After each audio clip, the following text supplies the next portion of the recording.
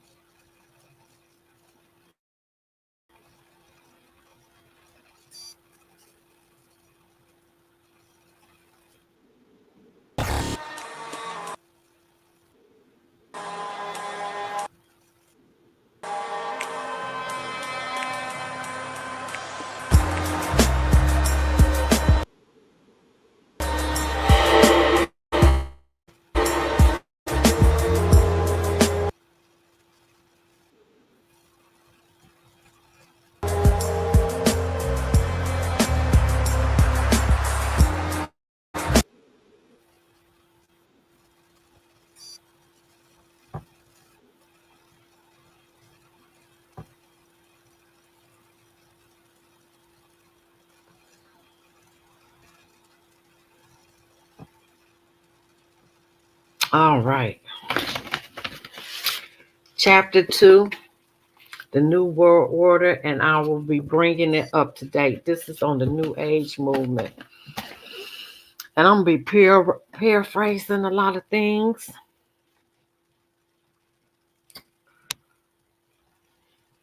All right, you're ready. The New Age religion appears to be the exact opposite of the Old Age religion, meaning the religion of the Jews and the Christians. These are the two religions that set the United States on its course because these religions taught that mankind has some basic human rights. They held that the family was the basic unit in all the world, and they believed in the right to private property. They believed in the inalienable, defined as incapable of being surrendered right to life. They held that each person had the right to worship their God, and they held that all had the right to the freedom of association, as shall be documented in this study. These positions, which were deemed to be self evident by those who wrote the American Declaration of Independence and the Constitution, became the cornerstone of American civilization. And if you look at what's happening today, all those rights are being violated. Your censorship is a violation of your freedom of speech. And now they're trying to pass a law that if you say anything negative about mm, Israel or mm, from that ethnicity, you will be censored, you'll be right away. It's certain things that you cannot say. And that's a violation of your First Amendment rights. But we're seeing that every day now. Even with the Trump, with what happened with Trump, it's a violation of rights. They put a gag order on him, but Michael Cohen was able to go on TikTok and and and sell T-shirts and preach and talk about the court. He was able to do all of those things, and I'm just saying. So, but these are the rights that we have, and they're being violated every day now. I mean, I'm seeing things that I have never ever seen before that is happening now that are all against what the Constitution, that's going against our rights. So,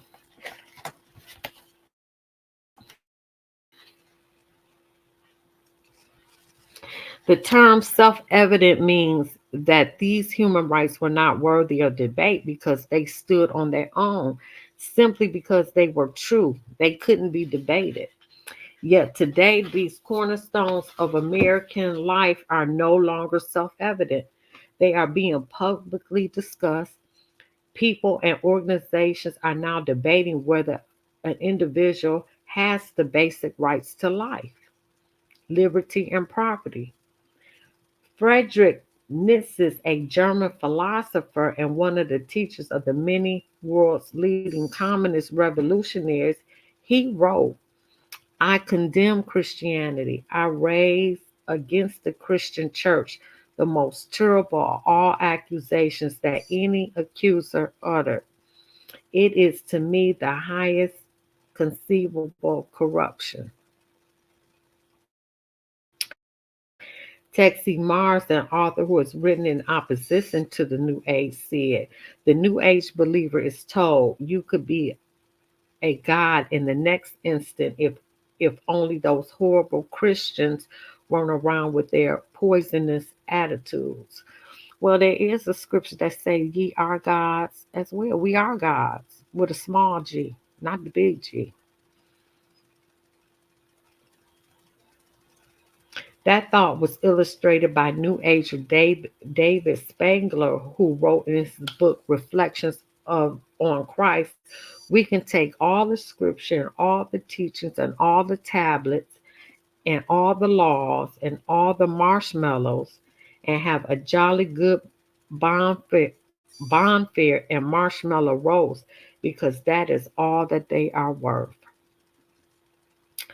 So the New Age, like the Masons, feel that Christianity is an enemy, a force to be countered, not only not by open debate, but by ridicule, and shall be illustrated later. Other parties wish to join the debate. In 1911, the Socialist Party of Great Britain published a pamphlet entitled Socialism and Religion, in which they placed their position on religion. And they said, it is therefore a profound truth that socialism is the natural enemy of religion. A Christian socialist is, in fact, an anti socialist. Christianity is the antithesis of socialism. So the socialist New Ager and the Mason have declared war on Christians. And as every war, the enemy must be defeated, even by bloodshed if necessary. The war is no evident. Bloodshed is anticipated by all parties in the battle. Leviti, Lafferty, and Bud Holloway in their New Ages um, started discussion about how their religion sanctions the use of violence against Christian community. They wrote in the book The Eternal Dance. This is time of opportunity to those who shall take it. For others, if the earth is unsuitable for them, if they will not accept the New Age religion, they will go on to other worlds. Another New Age, Maharshi Yogi, the guru sought out by rock and roll group known as the Beatles, he said, there has not been and there will not be a place for the unfit Christians. The fit will lead, and if the unfit are not coming along, if they will not accept the New Age religion, there is no place for them. In the age of enlightenment, there is no place for ignorant people. Non existence of the unfit has been the law of nature.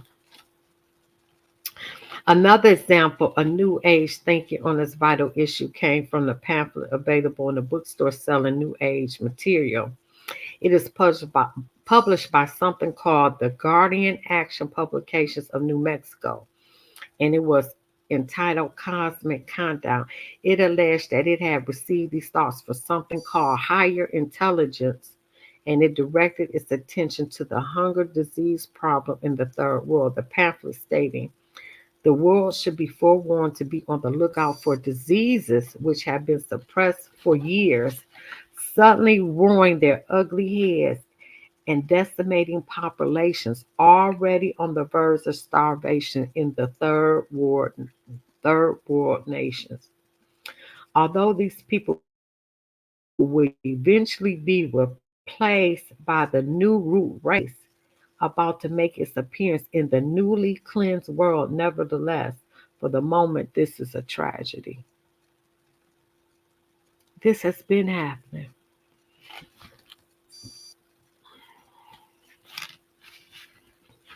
So now, if you a believer, you are a deranged, lunatic, diseased person. Wow, and you need to be eradicated. The words reveal an incredible scenario. Those people in the third world nations are going to be entirely replaced by a new root race that eventually will not be a tragedy. The tragedy is that these people are dying now due to starvation and disease.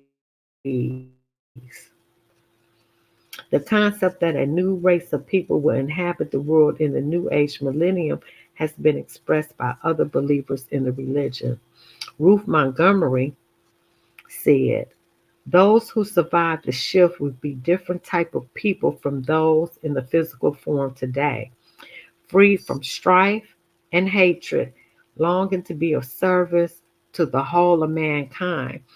The souls who helped to bring on the chaos of the present century, apparently the Christians and the Jews will have passed into spirit to rethink their attitudes.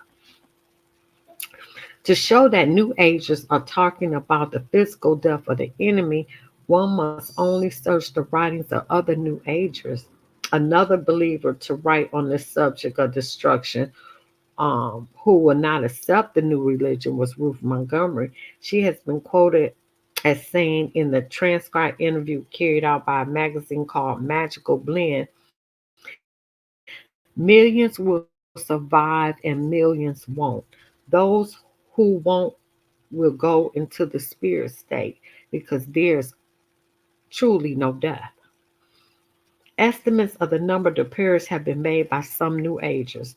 One who has made such an estimate is John Randolph Price, who is quoted by Texie Mars in his book called The New Age. He said that John Randolph Price was told by the spirit guide that up to 2.5 million might perish in the coming chaos. Now we got some prophets talking about that with this next variant that's being created and released, we're looking at 3.5 million people that may perish within this next episode. And it's already been released in the world, this new variant. That estimate is about half of the current world population. Another estimate of the number required to die because they would not accept the new religion was offered by the so-called Tibetan master Dawal Kul, who has said in one of his channeling experiences that 1/3 of all humanity must die by the year 2000. Well, that didn't happen, but it damn sure happened in 2020, didn't it? Hmm. It took another 20 years from the date that they wanted 2000. That would be about 2 billion people. Channeling is one of the strange activities occurring inside the New Age religion. Some of the believers claim that they have the ability to call forth the deceased spirit of someone who lived many years before. Quite often, these spirits claim to be ascended masters, those who have gone on to discover the eternal truths of all creation. One such believer who claimed to be in touch with the master was Alice Bailey. Yes, and she did a number of experiences. And when I did her research, I had a dream about her or going through a portal. But anyway, and they was telling me to come over, and I didn't cross. But they had a group called, dang, and I got it on my other laptop, but it was the Diner group, and these were like psychologists and therapists and um, psychiatrists, psychologists, all this very learned people in that field. You know, Sigmund Freud, and Carl Jung, all of them were Satanists. And they would do this experiments, like with telepathy and all of this, but they were all Satanists. So it was really deep. But it's called the Dina groups, DINA groups. You can Google, look it up. It's not for the faint of heart, let me tell you, because I had a dream after doing that research and I did a lecture on it. So um she said Alice Bailey, and like I told you about Alice Bailey, they have a chapel at the United Nations in New York where they sit on the United Nations meeting. They have a chapel where they go in and pray. The Satan's Alice Bailey funded that chapel. They built that specifically for her and her group. I'm telling you, and they still there to this day. That chapel is there, and they sit on United Nations meeting. Okay, but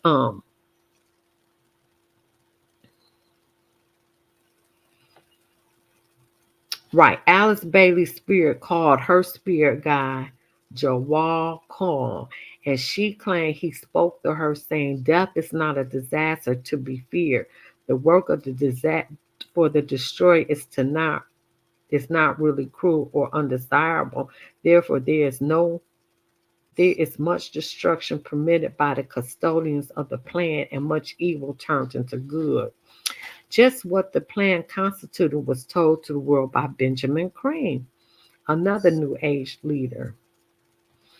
He placed the ad in about 20 newspapers all over the world on April 25th, 1992. I told y'all about this in my last thing, and the ad was like the Lord Maitreya, the Antichrist is here. And that he's talking about it. The ad read, "What is the plan? It includes the installation of a new world government and new world religion under Maitreya." I remember seeing that, and I think I cut it out and I kept it was one huge ad. Of course, I don't know what happened to it now, but I'm sure you can find it. But perhaps the most startling example of the teachings of this new religion came from pen of Barbara Marx Hubbard, one of the most articulate writers. She wrote in her book, Happy Birthday, Planet Earth. The choice is, do you wish to become a natural Christ, a universal human, or do you wish to die? People will either change or die. That is the choice. So the people of the world will be given a choice. They will choose to accept the new religion or they will choose to die. The battle lines are drawn. Choices will have to be made. Some of the leading socialists of the past have shown that they too have chosen up sides. One such individual was Adolf, you know that name, the head of the German government during World War II, who held no conviction that the murder of over 50 million people during that war was wrong. He considered himself to be an agent of the unseen God in reducing a population of people that he held to be undesirable. He wrote, "I have the right to exterminate millions of individuals of inferior races which multiply like vermin." And he did what he considered acceptable inside his religion.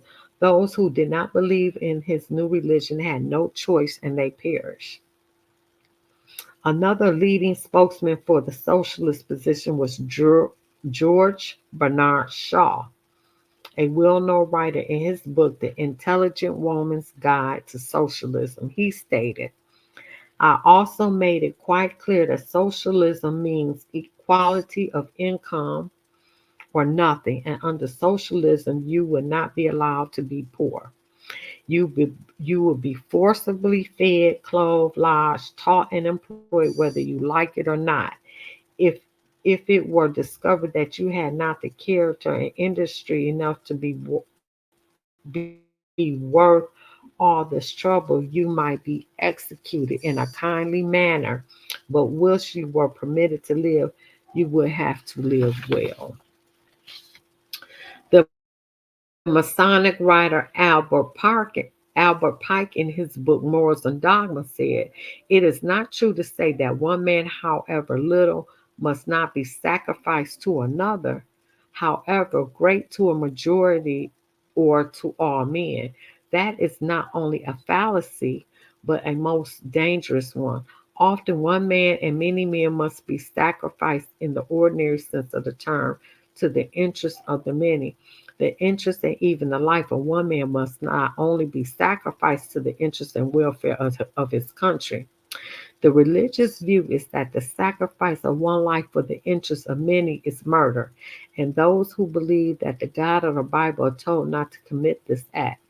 The commandment against this practice is contained in Exodus 20, verse 13 of the Old Testament, and in Matthew 5:23 in the New Testament, is simply expressed in these words: Thou shalt not kill. The principle is easy to understand. No person has the right to take the life of another. This understanding is nearly worldwide. That, of course, cultures have determined that human sacrifice, cannibalism, and murder are acceptable forms of behavior, but these are rare in the history of man. But here we are being exposed to a whole new religious view, one growing daily in size and stature, that openly advocates the wholesale slaughter of entire races of people. Adam Weishaupt, the founder of the Illuminati, here in 1776, and that's really what's on your dollar bill. Under the pyramid, they tell you that it's for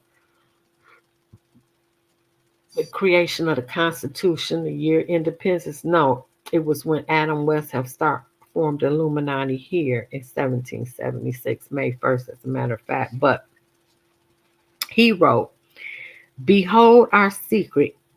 If in order to destroy all Christianity, all religion, we have pretended to have the sole true religion, remember that end justify the means, and that the wise ought to take all the means to do good, which the wicked take to do evil." The initiate was told that he may use whatever means, murder included, to achieve the goals of the association that he was joining, and that the major goal of the Illuminati was the destruction of all religion, including Christianity. That meant that if Christians physically stood in the way, they could be removed by simply murdering them. Westhoff even went so far as to say that anyone not willing to take the life of another was unfit to join the Illuminati. He wrote the following in a letter to a fellow member in 1778: "No man is fit for our order who is not ready to go to every length."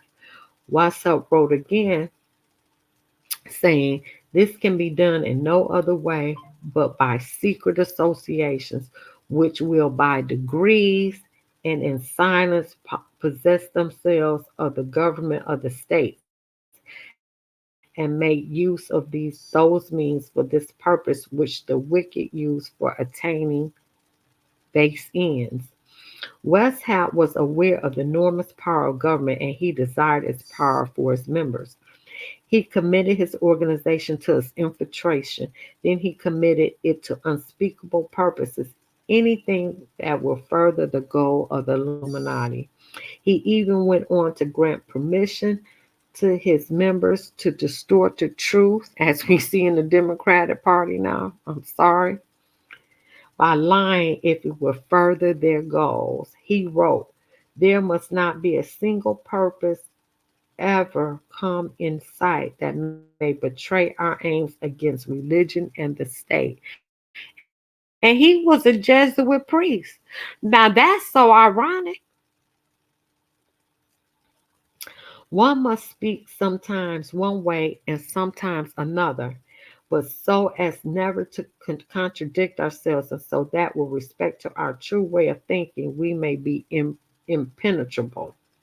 Perhaps a perfect example of an oath that these initiates take somewhere along the road to the pinnacle inside the secret society was given in the book written by George Orwell entitled 1984.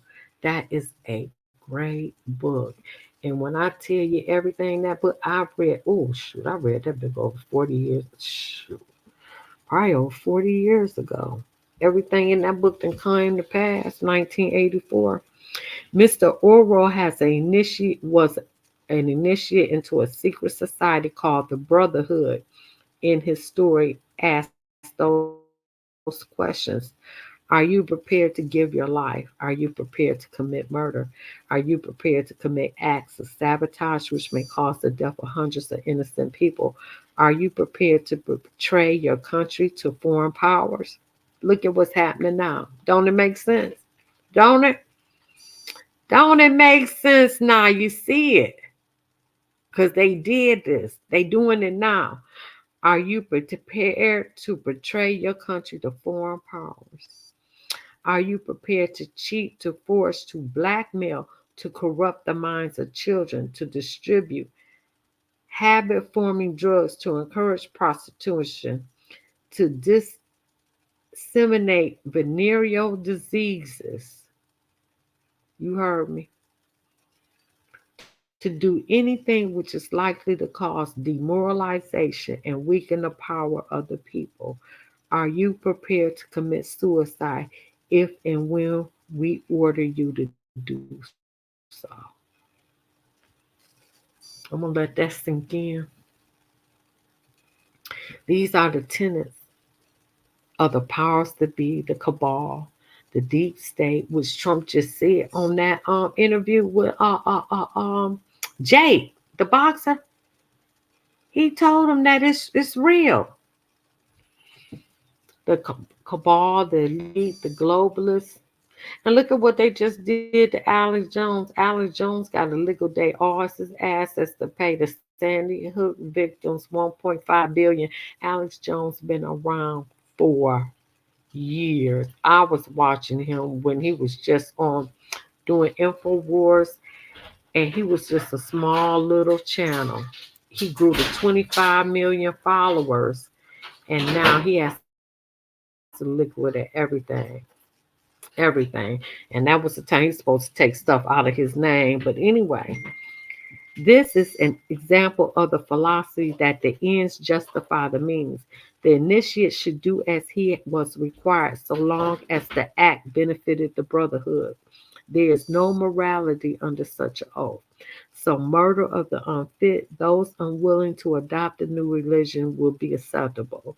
And those who do the annihilation are to feel no remorse. In the view of the New Age religion, the murderers have served mankind well. But this callous disregard for the right of life of every human on the face of the earth has been predicted before. In the New Testament, John was moved to write in John 6:12, Yea, the time cometh that whosoever killeth you will think that he doeth God service. The new world order was still in the sea of blood. Dang, that was a good chapter. That was chapter 2. Then the next chapter is the Lord Maitreya, which is the Antichrist. And these are short chapters. I'm glad I'm able to keep it short. But like, share, subscribe, share the video. Have a good night.